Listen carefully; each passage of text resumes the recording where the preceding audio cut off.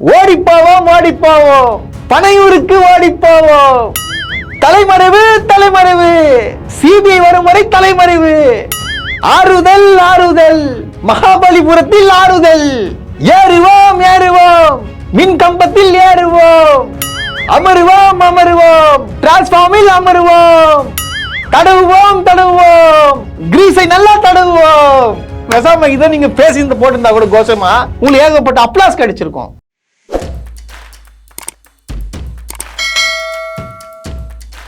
Roast brothers நேயர்களுக்கு அன்பு வணக்கம். நிகழ்ச்சிக்குள்ள போறதுக்கு முன்னாடி லைக் ஷேர் சப்ஸ்கிரைப் பண்ணுங்க. வாங்க நிகழ்ச்சிக்குள்ள போலாம். எஸ்ஐஆரை எதிர்த்து ஒரு மிகப்பெரிய ஒரு போராட்டம் நடந்து கொண்டிருக்கிறது. ஆக்சுவலா பார்த்தீங்கன்னா ஒரு மேடையை ஒன்று போட்டு அங்க நடத்திட்டு இருக்காங்க. அதாவது சென்னையில நடத்திட்டு இருக்காங்க. சென்னையில நடத்தினா நீங்க யாரை கூப்பிடுவீங்க? முதல்ல அங்க உள்ள ஆட்களை தான் கூடுவீங்க. ஆனா இவங்க என்ன பண்றாங்க? வெளியிலேருந்து ஆளை வர வச்சு, இப்பயும் திருந்த மாட்டானுங்க, வெளியிலேருந்து எல்லாரும் ஆளை வச்சு என்ன பண்ணுறாங்க, அங்கே இருக்கிற கும்பலை காட்டுறதுக்காக ஒரு சீனை ஒன்று போட்டுட்டு இருக்காங்க. சென்னைக்குள்ளே நீங்கள் வந்தீங்கன்னா ஒன்றும் பிரச்சனை. சென்னைக்கு அல்லாத திருவள்ளூர்லேருந்து காஞ்சிபுரத்துலேருந்து எல்லாத்தையும் சொல்லி அங்கேருந்து ஆட்களை வர வச்சு, பார்த்தீங்களா பிரம்மாண்ட கூட்டம் வருது அப்படின்னு சொல்லிட்டு காட்டுறதுக்காக ஒரு பிளான் பண்ணி ஒன்று பண்ணிட்டு இருக்காங்க. சரி, ஓகே, பண்ணு, ஒன்று நல்லது தானே. எஸ்ஐஆர் எதிர்க்கிறது நல்லது தானே, யார் இல்லைன்னு சொன்னா. சரி, இப்போ இந்த எஸ்ஐஆருக்கு தாவேகா சார்பில் முக்கிய நபர் வரணுமா வேண்டாமா? ஏன் விஜய் அவர்கள் வரல? இப்படி ஒரு கேள்வி ஒன்று எழும்புது.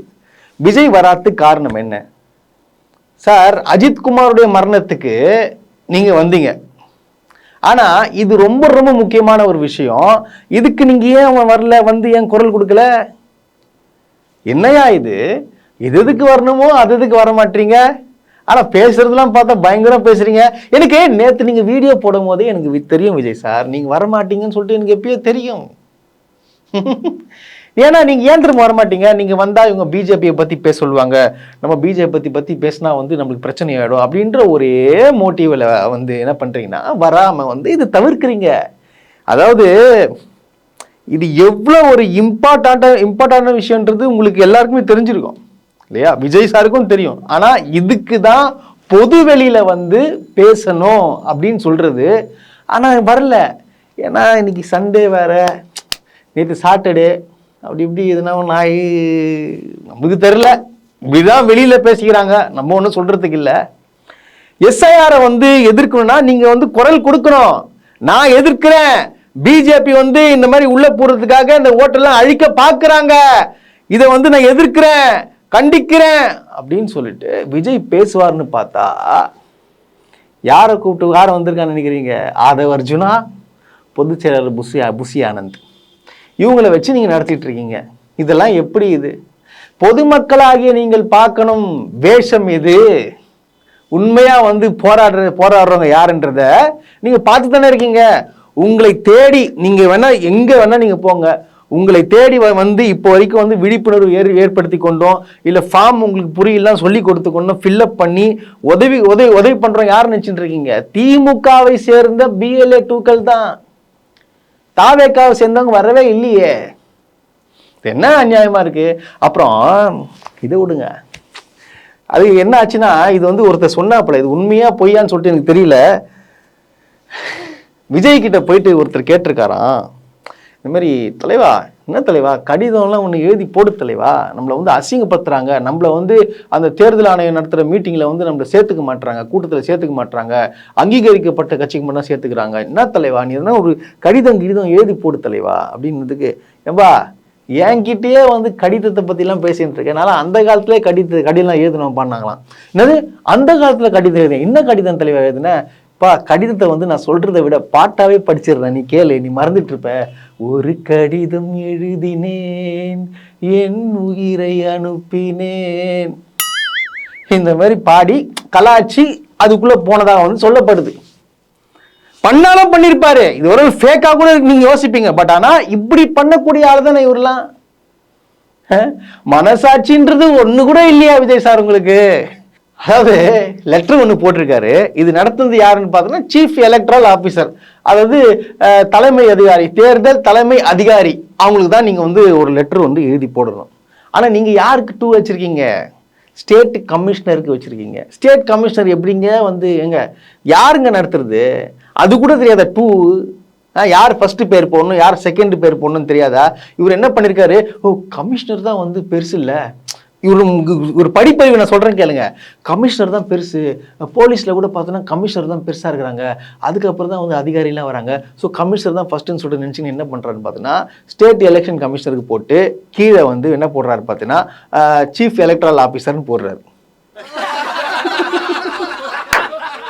அப்புறம் சீஃப் எலக்ட்ரல் ஆஃபீஸர்னு போட்டுங்க, சீஃப் எலக்ட்ரல் அட்ரஸ் எங்க அரும்பாக்கத்துல இருக்கு, அரும்பாக்கத்துல இருக்கு. ஒரு கூகுள்ல நீங்க போட்டா கூட கிளியரா காட்டும், சீஃப் எலக்ட்ரல் ஆபீசர் அட்ரஸ் சொல்லிட்டு போட்டாலே கிளியரா காட்டும். என்ன காட்டும், ஜார்ஜ் போர்ட்னு காட்டும், தலைமைச் செயலகம் காட்டும். அந்த அட்ரஸ் எல்லாருக்குமே தெரியும். இதை கூட தெரியாம ஒரு டேஷும் தெரியாம ஒரு யாருக்கு ஒரு அதிகாரிக்கு வந்து லெட்டர் போடுற நீங்க எப்படியா போடுவீங்க? இப்ப தெரியுதா உங்களை ஏன் எல்லாரும் தற்குறின்னு சொல்றாங்க சொல்லிட்டு?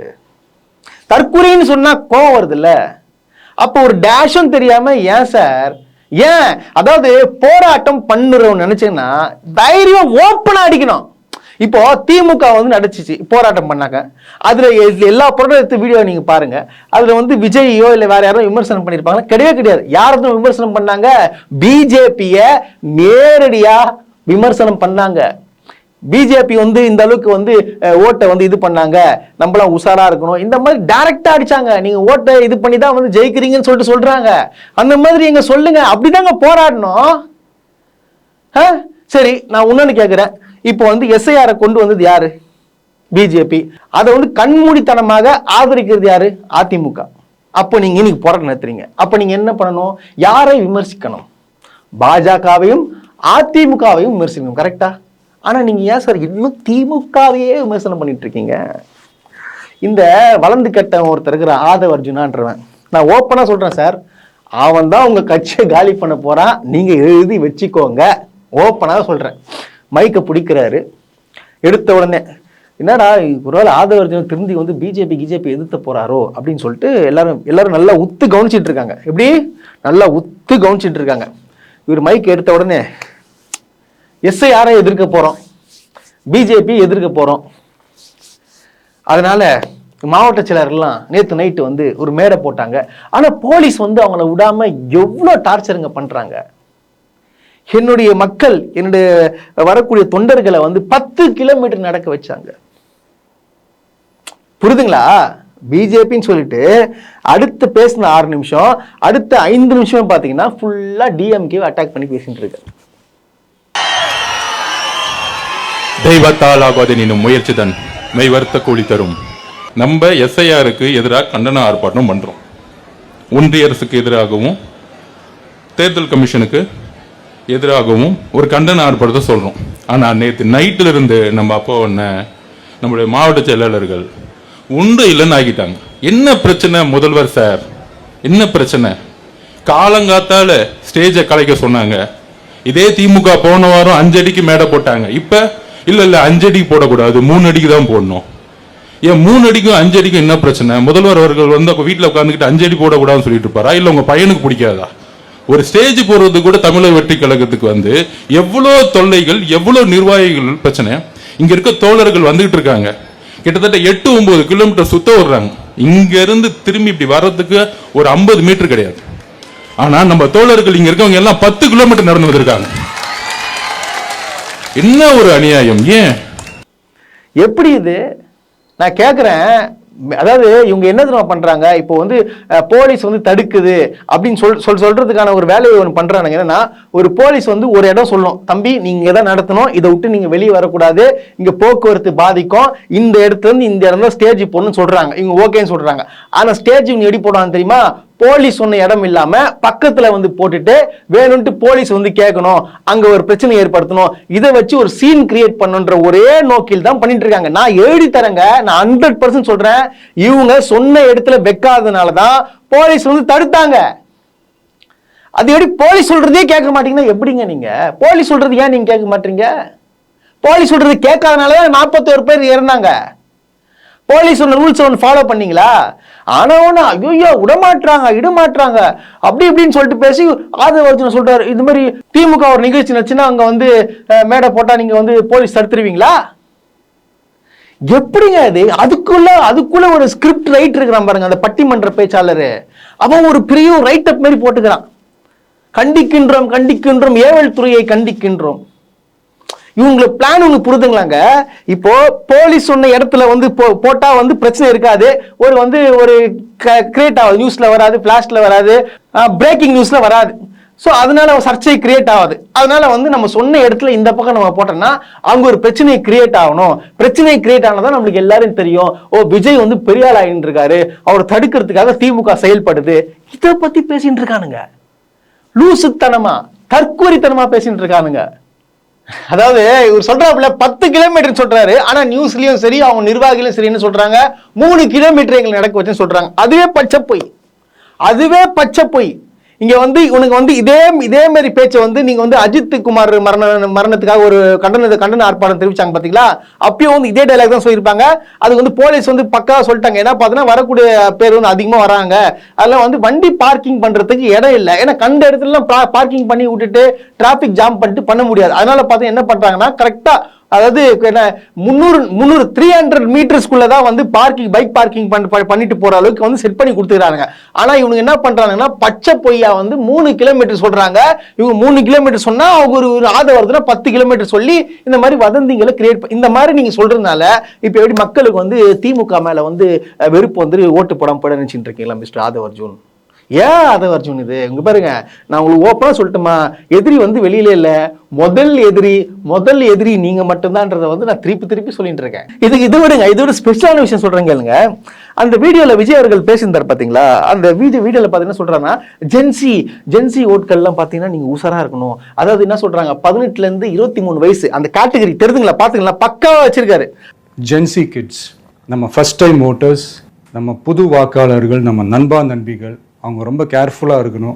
நான் ஆல்ரெடி சொன்ன மாதிரி உங்களுக்கான ஃபார்ம், அந்த ஃபார்ம் நம்பர் 6, அதை கரெக்டான டீட்டெயில்ஸோட கரெக்டான உங்கள் டாக்குமெண்ட்ஸை வச்சு அதை சப்மிட் பண்ணுங்கள். ஏன்னா வரப்போகிற தேர்தலில் நீங்கள் தான், அந்த ஜென்சி வாக்காளர்கள் தான் மிக முக்கியமான ஒரு ஃபோர்ஸ் அப்படின்றது எல்லாருக்குமே தெரிஞ்ச ஒரு விஷயம். அதனால் உங்களை டிஸ்டர்ப் பண்ணுறதுக்கு, உங்கள் பேரை அதில் இன்க்ளூட் பண்ணாமல் செய்கிறதுக்கு என்னென்ன வேலைகள் செய்யணுமோ, என்னென்ன தில்லுமுள்ளு வேலைகள் செய்யணுமோ எல்லாமே அவங்க செய்வாங்க.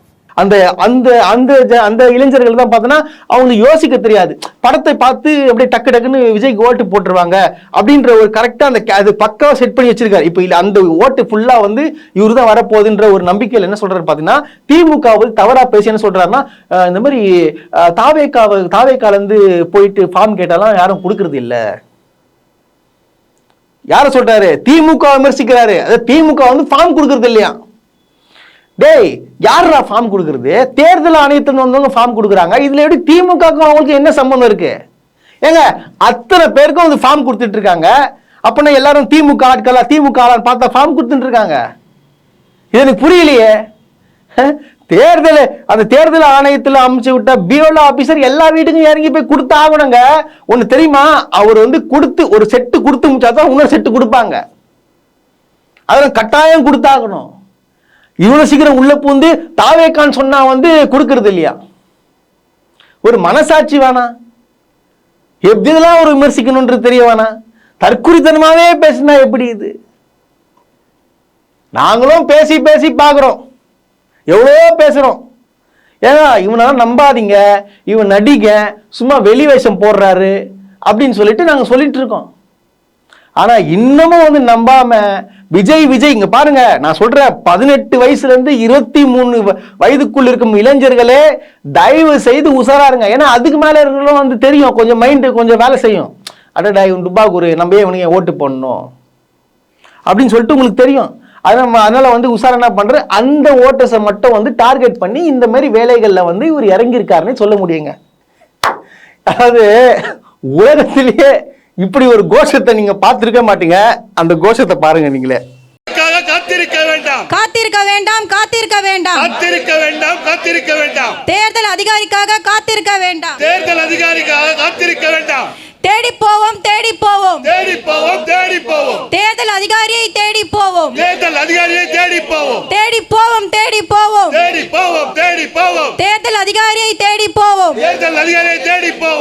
காத்திருக்க வேண்டாம். தேர்தல் அதிகாரி வரும் வரை காத்திருக்க வேண்டாம். தேடி போவோம், தேடி போவோம், தேர்தல் அதிகாரியை தேடி போவோம். வாவ் வாவ் வாவ், பக்கா பக்கா பக்கா பக்கா. இதெல்லாம் ஒரு கோஷம் வேற வந்து, ஐயோ டென்ஷன் பண்ணாதீங்கடா. இல்ல நான் உங்களுக்கு ஒரு கோஷம் சொல்றேன், அந்த கோஷத்தை போடுங்க. அதெல்லாம் கரெக்டான கோஷம். ஓடி போவோம், ஓடி போவோம், பனையூருக்கு ஓடி போவோம், தலைமறைவு தலைமறைவு, சிபிஐ வரும் வரை தலைமறைவு, ஆறுதல் ஆறுதல், மகாபலிபுரத்தில் ஆறுதல், ஏறுவோம் ஏறுவோம், மின் கம்பத்தில் ஏறுவோம், அமருவோம் அமருவோம், டிரான்ஸ்ஃபார்மில் அமருவோம், தடவுவோம் தடவுவோம், கிரீஸை நல்லா தடவுவோம். இதை நீங்க பேசி போட்டிருந்தா கூட கோஷமா உங்களுக்கு ஏகப்பட்ட அப்ளாஸ் கிடைச்சிருக்கும். ஆனா வந்து அந்த கோஷம் வந்து போட சொன்னா அங்க போட்டவன சிரிச்சு நிக்கிறானுங்க. இதை வச்சுங்கப்பா. ஏய் நீங்க வந்துங்க பாரு, ஒன்னு ஓப்பனா சொல்றேன் கேட்டுக்கோ. தயவு செய்து சொல்றேன், அரசியலுக்கு தகுதியில் அதை கட்சி நீங்க தான். தயவு செய்து வந்து ஒழுங்கா உங்க தலைவனை போயிட்டு ஒழுங்கா படத்தில் நடிக்க சொல்லு. நான் ஓப்பனா சொல்றேன், தயவு செய்து வந்து இங்க வந்து மொக்க வாங்கிட்டீங்கன்னா அப்போ ரொம்ப ரொம்ப கஷ்டம். நான் மீண்டும் மீண்டும் சொல்றேன், இதெல்லாம் வந்து சாதாரண விஷயம் இல்லை, உங்களுக்கு செட் ஆகாது. ஒவ்வொன்றுக்கும் பார்த்து பார்த்து பண்ணணும். தயவு செய்து வந்து ஏமாத்தினிக்கமா சுத்தி நிக்காதீங்கப்பா. தாவேக்கா வந்து ஜெயிக்கிறதுக்கே வாய்ப்பே கிடையாது. ஃபைனலா சண்டே ஆவதும் விஜய் அண்ணன் சொன்ன ஒரு டைலாக் ஒன்று இருக்கும். இதை வந்து உங்களுக்கு ஃபுல்லா என்டர்டைன்மெண்ட் பண்ணணும்னு நினைக்கிறேன். இந்த வீடியோவை நீங்க பாருங்க. தமிழ்நாடு அந்த வாக்குச்சாவடி முன்னாடி திறந்து நிக்கணும். அதை பார்த்துட்டு தமிழ்நாடே தமிழக வெற்றி கழகமா இல்ல தமிழக வெற்றி கழகம் தான் தமிழ்நாடா அப்படின்ற மாதிரி பாத்தீங்களா? தமிழ்நாடே வந்து இது தமிழ்நாடா இல்ல தமிழக வெற்றி கழகமான்னு சொல்லிட்டு அப்படியே பார்க்குமா. ஐயோ ஐயோ எப்பா, சந்தோஷமா சிரிங்க சிரிங்க, சிரிச்சுக்கினே இருங்க.